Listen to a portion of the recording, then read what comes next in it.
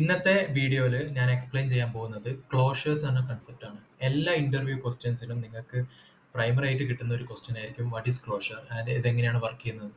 അപ്പം ഒരു തിയറി പഠിക്കാൻ അല്ലെങ്കിൽ തിയറി പറയാൻ എല്ലാവരും കൊണ്ടും പറ്റും.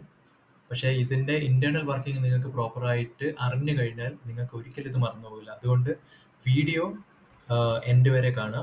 ഞാൻ ക്ലോഷേഴ്സ് എന്ന് പറഞ്ഞ കൺസെപ്റ്റ് വിത്ത് എക്സാമ്പിൾ ഇതിൽ എക്സ്പ്ലെയിൻ ചെയ്യുന്നതായിരിക്കും. നമ്മളൊരു ഫംഗ്ഷൻ എഴുതും, ആ ഫംഗ്ഷൻ്റെ ഉള്ളിൽ ക്ലോഷർ ക്രിയേറ്റ് ആവും. എന്നിട്ട് നമ്മൾ ഡിബഗ് ചെയ്യും. ഡിബഗ് ചെയ്തിട്ട് എങ്ങനെയാണ് ക്ലോഷർ വേരിയബിൾ ക്രിയേറ്റ് ആവുന്നതെന്ന് വരെ നമുക്ക് വീഡിയോയിൽ എക്സ്പ്ലെയിൻ ചെയ്യാം. അപ്പം വീഡിയോ എൻഡ് വരെ കാണുക. എന്തെങ്കിലും ഡൗട്ട് ഉണ്ടെങ്കിൽ കമൻറ്റ് ചെയ്യുക. അപ്പോൾ ഇൻട്രൊഡക്ഷൻ ഇനിയും നീട്ടുന്നില്ല, നമുക്ക് വീഡിയോയിലേക്ക് കിടക്കാം. അപ്പോൾ ഒരു ഡെമോൺസ്ട്രേഷൻ പർപ്പസിന് വേണ്ടിയിട്ട് ഞാൻ ഇവിടെ ഒരു ഫംഗ്ഷൻ ക്രിയേറ്റ് ചെയ്തിട്ടുണ്ട്. അതിൻ്റെ പേരാണ് ബാങ്ക്. ഈ ഫംഗ്ഷൻ റിട്ടേൺ ചെയ്യുന്നത് ഒരു ഒബ്ജക്റ്റ് ആണ്.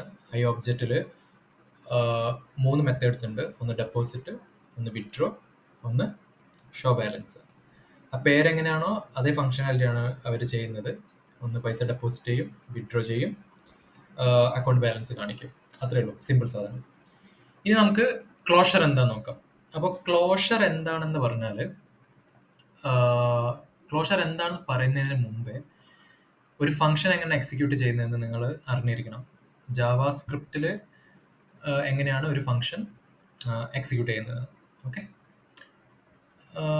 അതിന് വേണ്ടിയിട്ട് എന്താ ചെയ്യാന്ന് വെച്ചാൽ നമുക്ക് ഈ ഒരു പാർട്ട് ഒന്ന് ഡിബഗ് ചെയ്യാം. അതായത് ഈ ബാങ്ക് എന്നുള്ള ഫംഗ്ഷൻ ഞാൻ ഇൻവോക്ക് ചെയ്യുന്നത് ലൈൻ നമ്പർ 23-ലാണ്. ഓക്കെ, ഈ പാർട്ട് ഒന്ന് നമുക്ക് ഡിബഗ് ചെയ്ത് നോക്കാം. ബ്രേക്ക് പോയിന്റ് ആഡ് ചെയ്യുക. VS കോഡിൽ ഇവിടെ റൺ ആൻഡ് ഡിബഗ് കൊടുക്കുക, റൺ ആൻഡ് ഡിബഗ്. ഓക്കെ, ഇവിടെ നിങ്ങൾക്ക് ഇത് കാണാൻ പറ്റുന്നില്ലേ, കോൾ സ്റ്റാക്ക്. എല്ലാ ഫങ്ഷൻസും റൺ ചെയ്യുന്നത് കോൾ സ്റ്റാക്കിലായിരിക്കും. നിങ്ങൾ ഏത് ഫങ്ഷൻ ഇൻവോക്ക് ചെയ്യുന്നതോ ഇൻവോക്ക് ചെയ്യുന്ന ടൈമിൽ ആ ഫംഗ്ഷൻ എടുത്തിട്ട് ഈ കോൾ സ്റ്റാക്കിലേക്ക് ഇടും. ഓക്കെ, എന്നിട്ട് ആ ഫംഗ്ഷൻ റിട്ടേൺ ചെയ്യുന്ന ടൈമിൽ ഈ കോൾ സ്റ്റാക്കിൽ നിന്ന് അത് പോപ്പ് ചെയ്യും, അത് റിമൂവ് ചെയ്യും. അത് ഒന്ന് കാണിച്ചു തരാം ഇവിടെ. അതിന് വേണ്ടിയിട്ടാണ് ഡിബഗ് കൊടുത്തത്. ഇപ്പം ഞാൻ ലൈൻ നമ്പർ 23-ലാണ്, ഡിബഗ് മോഡിലാണ്. ഞാൻ ഇവിടെ സ്റ്റെപ്പ് ഓവർ കൊടുക്കുമ്പോൾ എന്ത് സംഭവിക്കും, ഈ ബാങ്ക് എന്നുള്ള ഫംഗ്ഷൻ കോൾ ചെയ്യും. അത് കോൾ ചെയ്യുന്നുണ്ടോ നോക്കാൻ വേണ്ടിയിട്ട് നമ്മൾ ഇവിടെ ഒരു ഡിബഗും കൂടി ഇടാം. അപ്പോൾ ഇതിൻ്റെ ഉള്ളിലേക്ക് വരും. ഓക്കെ, അപ്പം കോൾ ചെയ്യുമ്പം നിങ്ങൾ നോക്കുക, ഈ കോൾ സ്റ്റാക്കിലേക്ക് ഇവിടെ നോക്കുക. ഇവിടെ നിങ്ങൾക്ക് ഈ ബാങ്ക് കാണാൻ പറ്റും. അതായത് സ്റ്റെപ്പ് ഓവർ കൊടുക്കുക, കണ്ടില്ലേ, ബാങ്ക് എന്ന് പറഞ്ഞത് ഈ കോൾ സ്റ്റാക്കിൻ്റെ മേലേക്ക് വന്നു. അതായത് പുതിയ ഫംഗ്ഷൻ ഇൻവോക്ക് ചെയ്തു അല്ലെങ്കിൽ കോൾ ചെയ്തു. ഇനി ഇത് റിട്ടേൺ ചെയ്യുന്ന ടൈമിൽ എന്ത് വരും, ഇത് ഇവിടുന്ന് റിമൂവ് ആവും. അപ്പോൾ ഒരു ഫംഗ്ഷൻ റിട്ടേൺ ചെയ്യുമ്പം എന്താ സംഭവിക്കുന്നതെന്ന് വെച്ചാൽ, എവിടെ നിന്നാണോ നമ്മൾ കോൾ ചെയ്തത് ആ സ്ഥലത്തേക്ക് റിട്ടേൺ ആവും. അതായത് ആ സ്ഥലത്തേക്ക് തിരിച്ചു പോകും. ഇവിടെയാണ് ഞാൻ കോൾ ചെയ്തത്. അപ്പം ഇവിടെ റിട്ടേൺ സ്റ്റേറ്റ്മെന്റ് കാണുന്ന ടൈമിൽ ആ കൺട്രോള്, അതായത് ആ ഫംഗ്ഷന്റെ കൺട്രോള് ഇതിന്റെ ഈ ബാങ്ക് എന്നുള്ള ഫംഗ്ഷന്റെ ഉള്ളിൽ നിന്ന് മാറിയിട്ട് ഈ ഒരു സ്ഥലത്തേക്ക് വന്നിട്ട് ആ ഫംഗ്ഷൻ എന്താണോ റിട്ടേൺ ചെയ്തത് ആ വാല്യൂ എടുത്തിട്ട് ഈ ഒരു വാരിയബിൾ സ്റ്റോർ ചെയ്യും. അതായത് മൈ ബാങ്ക് എന്ന് പറഞ്ഞ വാരിയബിൾ സ്റ്റോർ ചെയ്യും. ഇവിടെ റിട്ടേൺ ചെയ്യുന്നത് ഒരു ഒബ്ജക്റ്റ് ആണ്. ഒബ്ജക്റ്റിൽ 3 മെത്തേഡ് ഉണ്ട്. അപ്പോൾ നമുക്ക് ഈ ഒബ്ജക്റ്റ് ആണ് ഈ ഒരു മൈ ബാങ്കിലേക്ക് കിട്ടുന്നത്. ഓക്കെ, അപ്പോൾ നമുക്ക് ഡിബഗിങ് മുന്നോട്ട് പോകാം. റിട്ടേൺ കഴിഞ്ഞു, ഇങ്ങോട്ട് വന്നു. ഇനി നമുക്കിവിടെ മൈ ബാങ്ക് കിട്ടി. മൈ ബാങ്കിൽ ഒബ്ജക്റ്റ് കിട്ടി. ഒബ്ജക്റ്റിൽ 3 മെത്തേഡ്സ് ഉണ്ട്. കോൾ സ്റ്റാക്ക് എന്ന് അത് ബാങ്ക് എന്നുള്ളത് ഇവിടെ റിമൂവ് ചെയ്യുകയും ചെയ്തു. ഓക്കെ, ഇതാണ് ബേസിക്. ഇനി നമുക്ക് ക്ലോഷർ എന്താണെന്ന് നോക്കാം. ഇപ്പം നേരത്തെ ഞാൻ പറഞ്ഞ പോലെ കോൾ സ്റ്റാക്ക് ബാങ്ക് എന്നുള്ള ഫംഗ്ഷൻ പോയി. പോയാൻ കാരണം വെച്ചാൽ ബാങ്കിന്റെ എക്സിക്യൂഷൻ കഴിഞ്ഞു, ഇനി അതിന്റെ ആവശ്യമില്ല. പക്ഷേ ബാങ്കിന്റെ എക്സിക്യൂഷൻ കഴിഞ്ഞിട്ടും നിങ്ങൾക്ക് ഈ കിട്ടിയിരിക്കുന്ന ഈ ഡെപ്പോസിറ്റ്, ഷോ ബാലൻസ്, വിഡ്രോ എന്നുള്ള മെത്തേഡ്സ് ഒക്കെ നമുക്ക് ഇവിടെ കാണാൻ പറ്റുന്നുണ്ട്. അപ്പം ഈ എല്ലാ മെത്തേഡിൻ്റെ ഉള്ളിലും ഞാനൊരു വാരിയബിൾ ഇവിടെ യൂസ് ചെയ്തിട്ടുണ്ട്. അതായത് ബാൽ എന്ന് പറഞ്ഞ ഒരു വാരിയബിൾ ഇതിലെല്ലാം യൂസ് ചെയ്തിട്ടുണ്ട്. ഇവിടെ കാണുന്നില്ലേ, ഈ ബാൽ എന്നുള്ള വാരിയബിൾ ഈ മെത്തേഡിൻ്റെ ഉള്ളിലാണോ ഞാൻ ഡിഫൈൻ ചെയ്തിരിക്കുന്നത് ഇതിവിടെ യൂസ് ചെയ്യാൻ വേണ്ടിയിട്ട്? അല്ല. ഇത് എവിടെയാണ് ഡിഫൈൻ ചെയ്തിരിക്കുന്നത്? ഇത് ബാങ്ക് എന്ന് പറഞ്ഞ ഈ ഒരു ഫംഗ്ഷൻ്റെ ഉള്ളിലാണ് ഞാൻ ഡിഫൈൻ ചെയ്തിരിക്കുന്നത്. ഓക്കെ. പക്ഷേ ഇവിടെ my bank dot deposit of 1000 ഞാൻ ഈ ഒരു ഡെപ്പോസിറ്റ് എന്ന ഫംഗ്ഷൻ ഇൻവോക്ക് ചെയ്യാണ്. ഈ ഒരു ടൈമിൽ നമുക്ക് ഇവിടെ നോക്കാം. ഇവിടെ ഇവിടെ ഒരു ഡിബഗ് പോയിന്റ് ഇടുക, ഇതിൻ്റെ ഉള്ളിലൊരു ഡിബഗ് പോയിന്റ് ഇടുക, ഒന്ന് റൺ ചെയ്ത് നോക്കുക. ഡെപ്പോസിറ്റ് ഇവിടെ കോളായി. ഇവിടെ നിങ്ങൾക്ക് ക്ലോഷർ ഓഫ് ബാങ്ക് എന്ന് കാണാം. അതായത് ഈ ഡെപ്പോസിറ്റ് എന്ന് പറഞ്ഞ മെത്തേഡ് ഒരു ക്ലോഷർ ക്രിയേറ്റ് ചെയ്തു ബാങ്ക് എന്നുള്ള ഈ ഒരു ഫംഗ്ഷനായിട്ട്. കാരണം ബാങ്കിൻ്റെ വേരിയബിൾ ആണ് ബാല്, അതാണ് നമ്മൾ ഡെപ്പോസിറ്റിൽ യൂസ് ചെയ്യുന്നത്. അപ്പം അത് രണ്ടും തമ്മിൽ ഒരു കണക്ഷൻ ഉണ്ടാവും. കണക്ഷനിലേക്ക് ഇവിടെ ബാലിൻ്റെ ഇത് കിട്ടില്ലല്ലോ. ആ കണക്ഷൻ ഉണ്ടാക്കാൻ വേണ്ടിയിട്ടാണ് ക്ലോഷർ അവിടെ ക്രിയേറ്റ് ചെയ്തത്. അപ്പോൾ ഇവിടെ നോക്കിക്കഴിഞ്ഞാൽ ഇവിടെ ക്ലോഷറിൻ്റെ ഉള്ളിൽ പോയാൽ നിങ്ങൾക്ക് കാണാൻ പറ്റും ബാലിസിക്കൽ 0. ഇവിടെ ഇത് 0. ഇനി ഇത് എക്സിക്യൂട്ട് ചെയ്യുന്നു. ഞാൻ കൊടുത്ത ഈ 1000 റുപ്പീസ് ഈ ബാലിനോട് കൂട്ടിയിട്ട് ഇവിടെ നമുക്ക് ഔട്ട്പുട്ടിൽ 1000 എന്ന് കാണാൻ പറ്റും. ഇനി ഒന്നുകൂടെ എക്സിക്യൂട്ട് ചെയ്യുന്നു. അപ്പം ആ ഫംഗ്ഷൻ എക്സിക്യൂഷൻ കഴിഞ്ഞു. തിരിച്ചിങ്ങോട്ട് വരും. അടുത്ത ഞാൻ ഫംഗ്ഷൻ എക്സിക്യൂട്ട് ചെയ്യാൻ പോകുന്നത് വിഡ്രോ ആണ്. അതിലും സെയിം പ്രോസസ്സ് തന്നെ നടക്കും. അതിലും വാൽ എന്ന് പറഞ്ഞ വാല്യൂബിൾ യൂസ് ചെയ്തിട്ടുണ്ട്. അതുകൊണ്ട് നമുക്കതിൻ്റെ വാല്യൂ കിട്ടും.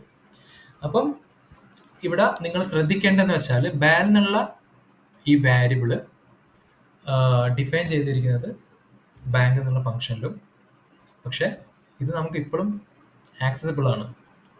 ഈ ബാങ്ക് എക്സിക്യൂഷൻ കഴിഞ്ഞിട്ടും ആ ബാങ്കിൻ്റെ ഉള്ളിലുള്ള വാരിയബിൾസ് നമുക്ക് ഇപ്പോഴും ഇത് റിട്ടേൺ ചെയ്ത മെത്തേഡ്സിൽ ആക്സസിബിൾ ആണ്. അപ്പം അതിനാണ് ക്ലോഷർ എന്ന് പറയാം. ഓക്കെ.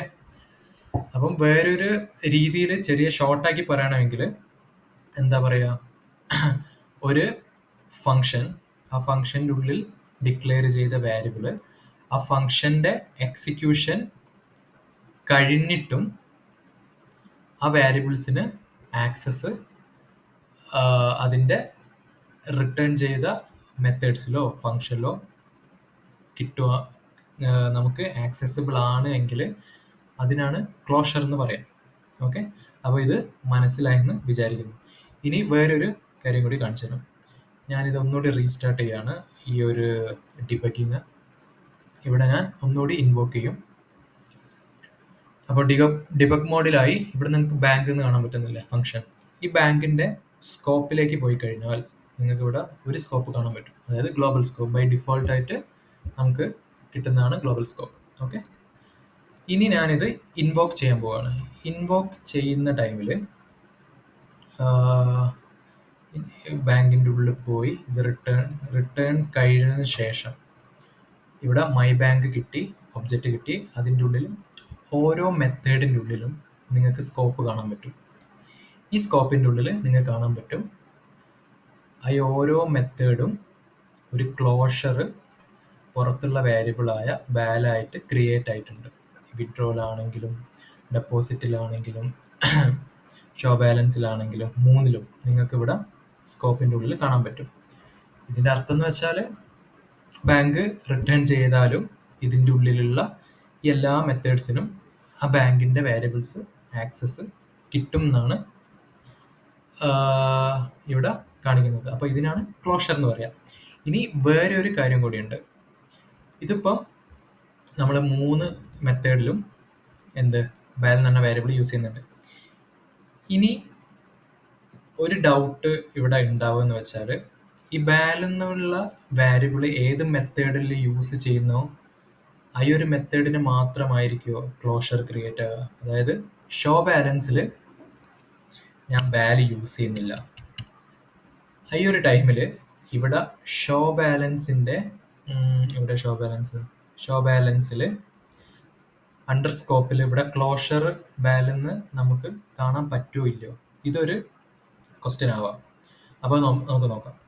ഇവിടെ ഷോ ബാലൻസിൽ ഞാൻ ഒന്നും യൂസ് ചെയ്യുന്നില്ല. അപ്പം ഞാൻ വിചാരിക്കും ഷോ ബാലൻസിൽ യൂസ് ചെയ്യുന്നില്ല, ഷോ ബാലൻസ് ഈ ഒരു വാരിയബിളായിട്ട് അത് റെഫർ ചെയ്യുന്നില്ല, അപ്പോൾ എനിക്കിവിടെ ക്ലോഷർ കാണാൻ പാടില്ല. ഓക്കെ. അപ്പം ഇത് ഞാൻ ചേഞ്ചസ് വരുത്തി ഞാൻ തൽക്കാലം സ്റ്റോപ്പ് ചെയ്യുകയാണ്. സേവ് ചെയ്തു. ഒന്നുകൂടി റൺ ചെയ്യുകയാണ്. ബാങ്ക് ഇവിടെ ഇൻവോക്ക് ചെയ്തു. ഇത് റിട്ടേൺ ചെയ്തു. റിട്ടേൺ ചെയ്തിട്ട് മൈ ബാങ്കിൽ എനിക്ക് ഈ ഒബ്ജക്റ്റ് കിട്ടി. ഒബ്ജക്റ്റിൽ ഇനി നമുക്ക് ഷോ ബാലൻസിൻ്റെ സ്കോപ്പിൽ പോയാൽ നിങ്ങൾക്ക് കാണാം ഇപ്പോഴും എന്തുണ്ട്, ക്ലോഷർ അത് ക്രിയേറ്റ് ആയിട്ടുണ്ട്.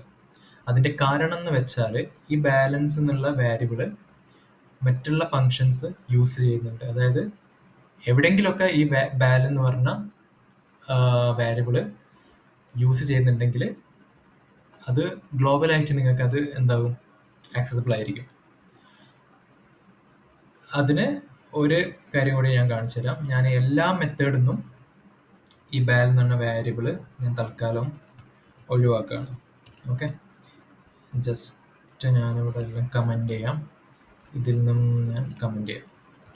ഓക്കെ, ഈ ബാൽ എന്നുള്ള വാരിയബിള് എവിടെയും യൂസ് ചെയ്യുന്നില്ല ഇതിൻ്റെ ഉള്ളിൽ. ഇനി ഞാൻ ഒന്നും കൂടി ഇത് ഇൻവോക്ക് ചെയ്യാൻ പോവാണ്. അപ്പോൾ ഒന്നും കൂടി ഇൻവോക്ക് ചെയ്തു, ബാങ്കിൻ്റെ ഉള്ളിൽ പോയി റിട്ടേൺ ചെയ്തു, ഒബ്ജക്റ്റ് റിട്ടേൺ ചെയ്തു. ഒബ്ജക്റ്റിനുള്ളിൽ എല്ലാ മെത്തേഡ്സും നമുക്ക് കിട്ടി. ഇനി നമുക്ക് എല്ലാ മെത്തേഡിൻ്റെ സ്കോപ്പ് പോയി കഴിഞ്ഞാൽ നമുക്ക് കാണാൻ പറ്റും അവിടെ ക്ലോഷർ ക്രിയേറ്റ് ആയിട്ടില്ല. അതായത് ബാങ്കിൻ്റെ വേരിയബിൾ ആയിട്ട് ഈ ഒരൊറ്റ മെത്തേഡും ക്ലോഷർ ക്രിയേറ്റ് ആയിട്ടില്ല.